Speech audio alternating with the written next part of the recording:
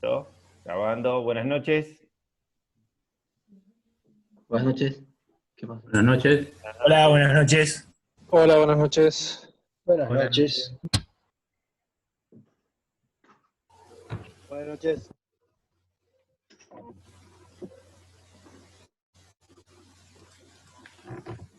Bueno, vamos a continuar con la clase de teoría de sistemas de fuerza. Vamos a hacer un pequeño repaso de lo que habíamos hecho la clase pasada. Lo que hemos visto, habíamos definido esta parte de la materia que era estática, que trataba las condiciones que tienen que cumplir los sistemas de fuerzas para que un cuerpo rígido esté en equilibrio. Y habíamos definido cuerpo rígido, que era un cuerpo ideal, que si le aplicábamos un sistema de fuerzas, dos puntos cualesquiera no variaban su posición relativa. ¿Está bien? Si se mueve el cuerpo, podía variar su posición en el espacio, pero no su posición entre ellos. ¿Está bien? Habíamos dicho que era ideal, que nos iba a servir para resolver algunas cosas y no nos iba a servir para resolver otras cosas. Y habíamos definido momento con respecto a un punto, y después empezamos a trabajar con sistemas de fuerzas en el plano. ¿Está bien? Y habíamos visto que podíamos, para fuerzas concurrentes, tomar n fuerzas concurrentes y reemplazarlo por una sola fuerza que llamábamos resultante, y a su vez, utilizando el principio del paralelogramo al revés, podíamos descomponer una fuerza en dos direcciones concurrentes. Pero no podíamos descomponer una fuerza en más de dos direcciones concurrentes. Después habíamos visto que utilizando el principio del paralelogramo dos veces, podíamos descomponer una fuerza en tres direcciones no concurrentes. ¿Alguno tiene alguna pregunta con respecto a lo que vimos? ¿Quiere hacer alguna consulta? No, tengo una duda. Con el Dale. tema del método de Kuhlmann, si se puede repasar. Bueno, Santiago, ¿no? Sí. Bueno, voy a poner la pantalla y lo que me gustaría, para no ser repetitivo, porque si no te voy a decir lo mismo que dije la otra vez y por ahí no te aporto nada nuevo, es que me des una ayuda en la parte que no entendiste. Si querés la presentamos, voy a compartir la pantalla. Dale. Yo pude descargarme el libro de despliegues y lo traté de leer, pero la verdad es que tampoco lo entendí de ahí. Bueno, espera, a ver si puedo. Espera que voy a poner.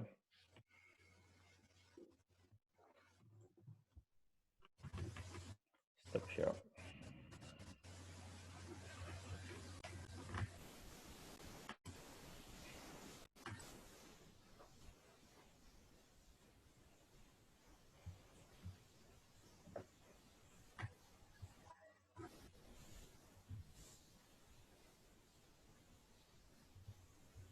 Vamos a compartir la pantalla.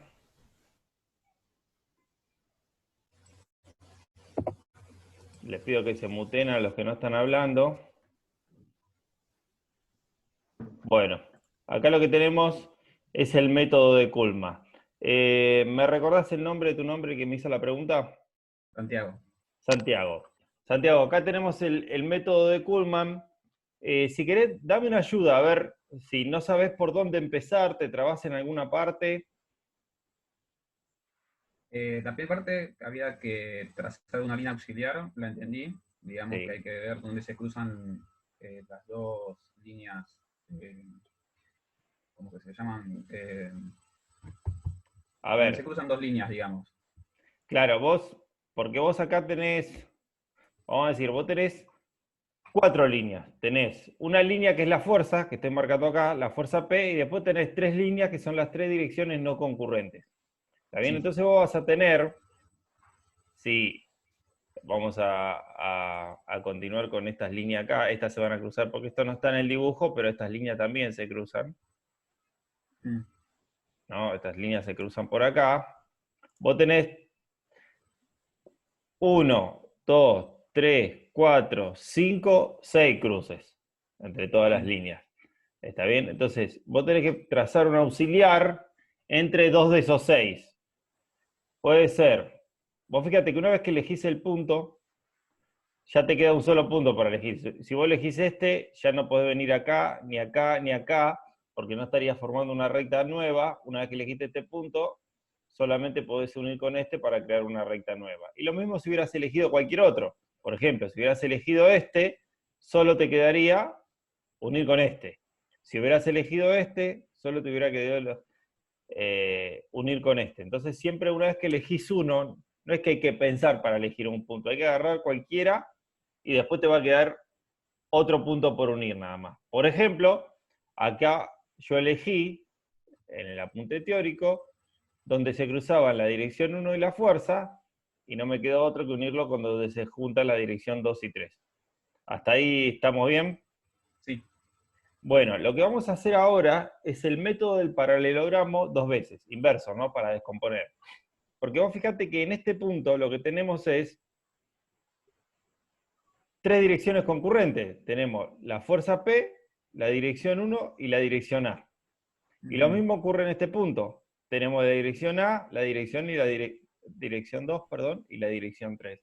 Entonces lo que vamos a hacer nosotros es descomponer en dos fuerzas en este punto y después descomponer la fuerza A en este punto dos veces de vuelta. Entonces lo que hacemos es el principio del paralelogramo dos veces, lo que utilizamos en fuerzas concurrentes para descomponer una fuerza en dos direcciones. Entonces, ¿cómo se hace? Vamos. Se dibuja el vector representativo, lo voy a hacer acá abajo, se dibuja el vector representativo de la fuerza P, que es el vector representativo, es un vector que tiene la misma dirección y sentido, está en cualquier lado, no hace falta dibujarlo donde está la fuerza, pero tiene un largo que es proporcional al módulo. Entonces, esto que está acá es la fuerza P. Lo que hago ahora con la fuerza P, vamos a cambiar el color, es el principio del paralelogramo. Yo quiero descomponer la fuerza P en 1 y A. Entonces, ¿qué hago? Por un extremo llevo una dirección y por el otro otra. Por ejemplo, vamos a hacerlo distinto que el que hicimos acá. Vamos a llevar la dirección P1 por donde empieza la fuerza. Esta es la dirección 1. Y la dirección A por donde termina la fuerza. Entonces lo que hice acá es descomponer la fuerza P en dos fuerzas. Que una es esta, que es el vector representativo de la fuerza 1, y esto es el vector representativo de la fuerza 2. Vamos a escribir acá. Esto es R. Sí. El módulo, o sea, el largo de esos dos vectores, ¿eso, digamos, tiene que ser algún dato o...? Claro, vos no podés descomponer una fuerza ni si no tenés un valor. Buena pregunta. Esta fuerza tiene un valor. O sea, este ejercicio yo lo hice simbólico, pero esta fuerza tiene un valor. Suponete que vale 10 kilogramos. Entonces vos utilizás una escala de tal manera que esta fuerza P, vamos a escribirlo acá, esta fuerza R, yo le puse R acá, esta fuerza K tiene una escala tal que esto representa 10 kilogramos. Entonces, justamente tu incógnita, vos fíjate, tu incógnita la vas a medir acá y por medio de la escala la vas a reemplazar. Ponerle que si esto era 10 kilogramos, si esto era 10 kilogramos, esto será, no sé, 5 kilogramos y medio, y esto que está acá será 7 kilogramos. ¿Está bien? Esto es P1, y esto que está acá es P sub A. ¿Está bien? Entonces lo que hice es utilizar, voy a borrar esto porque esto no lo llamábamos R, sino que lo llamaba, esto lo llamaba P mayúscula. Lo que hice acá es por el método, el principio del paralelogramo, descomponer la fuerza P en P1 y P auxiliar. Ahora voy a volver a utilizar el principio del paralelogramo en este punto. ¿Qué voy a hacer? Descomponer la fuerza A en las direcciones 3 y 2. Entonces, por un extremo de A llevo 2 y por el otro extremo de A llevo 3. Por ejemplo, llevo 2 acá. Esto, llevo 2 acá. Y llevo, por el otro extremo, 3. Vamos a cambiar esto P sub A, lo vamos a poner acá. Entonces lo que tengo acá son los vectores representativos de P sub 2 y P sub 3. Voy a escribir. Esto es P sub 2. Y esto que está acá es P sub 3.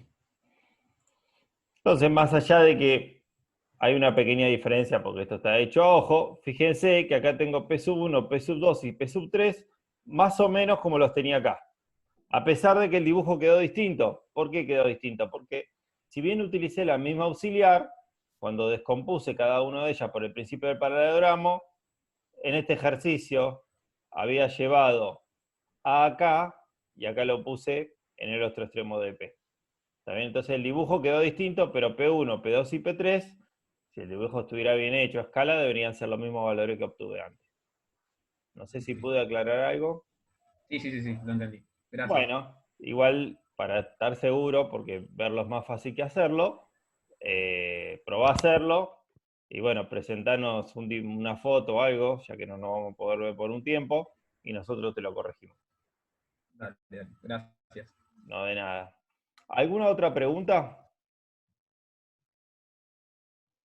¿No?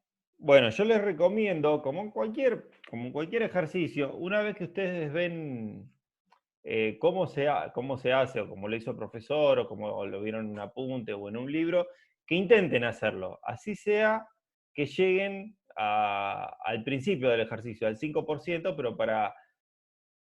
para ver dónde se frenan y vayan al profesor con una pregunta nueva, porque si a mí me vienen y me dicen, yo les expliqué, por ejemplo en este caso, el método de Kuhlmann, y ustedes no lo entienden y me piden que lo explique de vuelta, a veces uno no tiene la capacidad de explicarlo de distinta manera, entonces ustedes lo que tienen, vuelven a ver una repetición de lo que hicieron antes. Entonces a veces con una pregunta me obligan a mí a explicarlo distinto y por ahí lo puedo ayudar.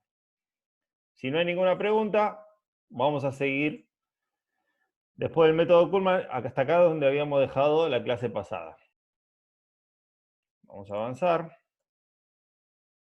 Este es el método. Ahora lo que vamos a ver es un poquito, antes de introducirnos en fuerzas no concurrentes propiamente dichas, vamos a ver fuerzas paralelas. Nosotros las fuerzas paralelas las diferenciamos de las fuerzas concurrentes, pero tengan en cuenta una cosa, y esto es muy importante. Las fuerzas paralelas concurren en un punto impropio. Este es un concepto que ustedes se tienen que familiarizar, el punto impropio o el infinito. Estas fuerzas se juntan en un punto impropio que está o arriba o abajo, no es cualquier impropio, ¿está bien? No es un impropio que queda a la derecha o a la izquierda de la pantalla, queda arriba o abajo, ¿está bien? Vayan familiarizándose con eso, porque si ustedes le dicen, las fuerzas paralelas concurren a un punto, la respuesta tiene que ser sí. Y es importante porque para nosotros fuerzas que concurren a un punto son muy diferentes que fuerzas que no concurren a un punto. Ya lo vieron en descomposición de fuerzas. En dos fuerzas concurrentes podíamos descomponer, pero en tres fuerzas concurrentes no podíamos descomponer. Ahora, si no eran concurrentes, sí se podían descomponer. Entonces, para nosotros que rectas, más que nada fuerzas, que son las rectas que más nos interesan a nosotros, concurran a un punto, es importante diferenciarla de las que no concurren. Perdón, fuerzas y rectas también. ¿Está bien? Entonces, estas sí concurren a un punto. Lo que vamos a ver, que vamos a definir acá una cosa que se llama la resultante, que es que así como en concurrentes a un punto propio habíamos reemplazado n fuerzas por una fuerza, habíamos encontrado un sistema equivalente, acá lo vamos a hacer con fuerzas paralelas. ¿Cómo lo vamos a hacer? Con las siguientes cuentas. Nosotros vamos a querer reemplazar estas fuerzas P1, P2 y Pi por una única fuerza que se llame R, tal que el efecto sobre un eventual cuerpo rígido sea el mismo. Nosotros a la fuerza R y al sistema de fuerzas original lo vamos a llamar sistemas equivalentes. Otro más de los sistemas equivalentes que ya vimos.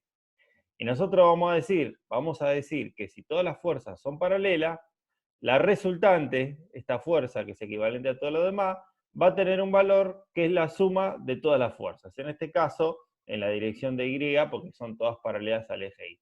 No es que son todas las fuerzas, o sea, no es que las fuerzas son paralelas a un eje, sino que nosotros pusimos el sistema de referencia de tal manera que el eje Y sea paralelo a nuestro sistema de fuerzas. Pero nosotros, si tenemos este valor solo, no tenemos una fuerza. ¿Está bien? Porque si bien R, esto representa un módulo de dirección y sentido, acuérdense que la fuerza es un vector axial, por lo tanto necesita una recta de acción. No es lo mismo que R esté acá que R esté acá. Por lo tanto, ¿qué vamos a necesitar saber? La posición de R que sabemos con ZR. ¿Cómo vamos a obtener la posición de R?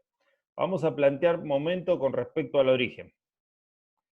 El momento con respecto al origen del sistema de fuerzas original va a ser la sumatoria de los momentos de cada una de las fuerzas. O sea, el momento del sistema original va a ser la suma de los momentos de todas las fuerzas. Y eso a su vez va a ser igual al momento generado por la resultante. Esa es la condición de igualdad. Que el momento, que en realidad está representado acá, de la resultante, tiene que ser igual al momento original, con respecto al origen. Alguno me preguntará, ¿por qué el origen? Si el origen es un punto arbitrario donde yo pongo el sistema de referencia. En realidad, esta ecuación se podría plantear con respecto a cualquier punto. Nosotros lo planteamos arbitrariamente con respecto al origen porque nos facilita el álgebra, porque las cuentas son más fáciles, nada más. Perdón. ¿Está bien?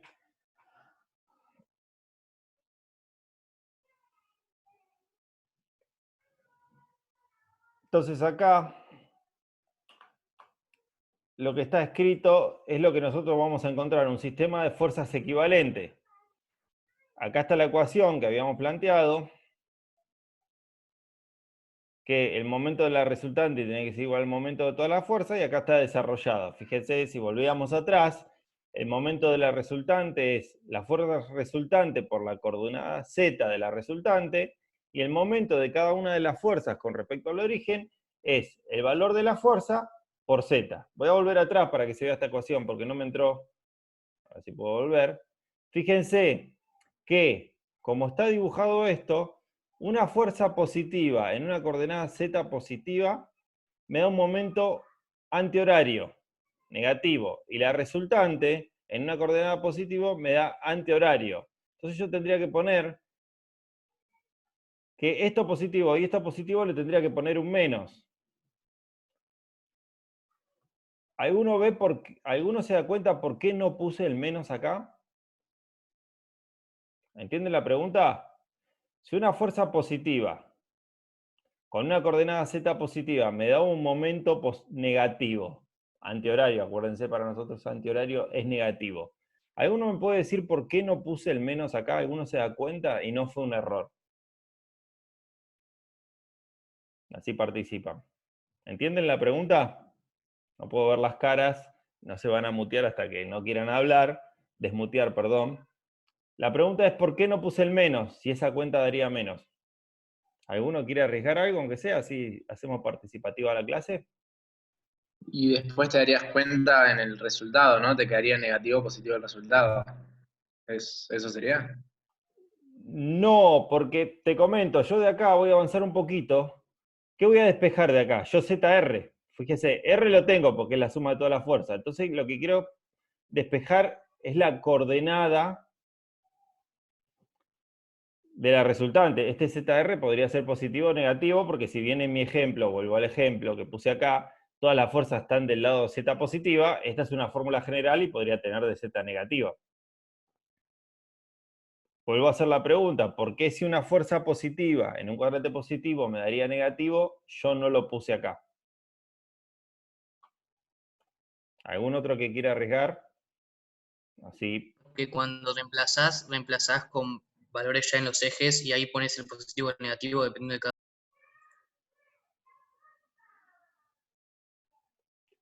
Hola, ¿me escuchan? ¿Alguno que me diga que me escucha? Sí, te escucho. Sí, Recién listo, te preguntaron, te respondieron, digo. Sí, recién me respondieron. ¿Querés repetir la respuesta? Porque me apareció un mensajito, pensé que se había cortado la reunión. No, porque... Lo que yo decía... Sí, dale, te escucho.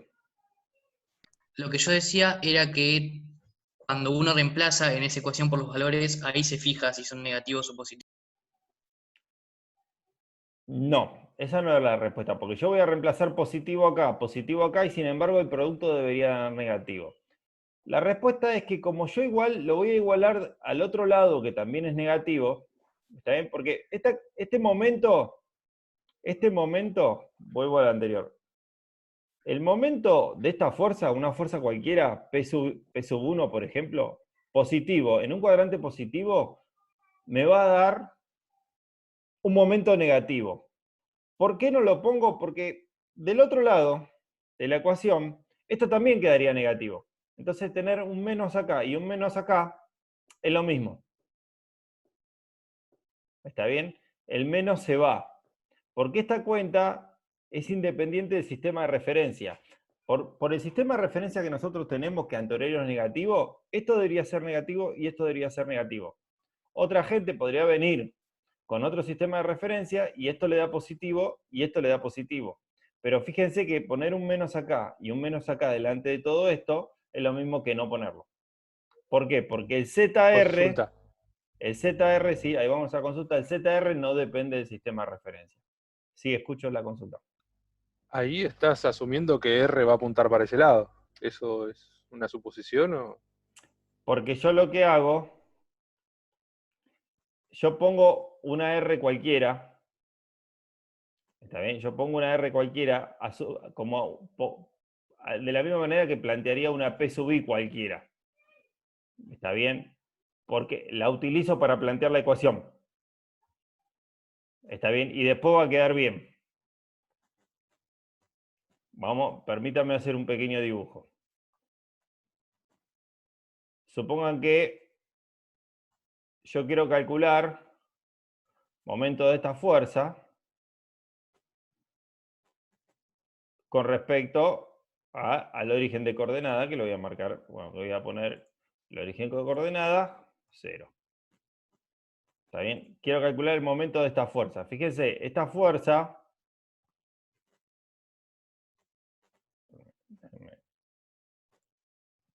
Esto es I, esto es Z, esto es una fuerza P. Yo pongo acá una fuerza P general y pongo que el momento de P con respecto al origen, me hace una flechita, esta distancia, ¿cómo la voy a llamar? Esta distancia... No.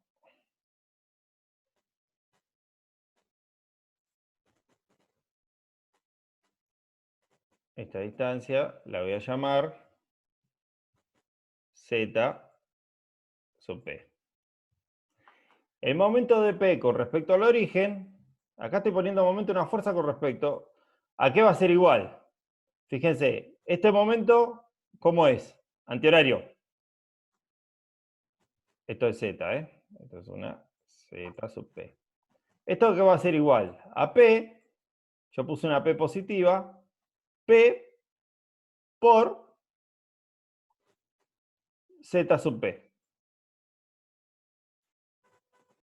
Yo puse, como ejemplo, una fuerza positiva en una coordenada Z positiva. Ustedes dicen, bueno, pero esa ecuación de momento, alguno podrá pensar, es válida solamente para esta fuerza. No, en realidad, perdón, me olvidé algo acá. Menos. ¿Por qué? Porque una fuerza positiva por una coordenada positiva, una coordenada ZP positiva, estamos hablando de una fuerza ni, porque estamos en fuerzas paralelas, ¿qué me va a dar? Un momento antihorario. ¿Estamos todos de acuerdo?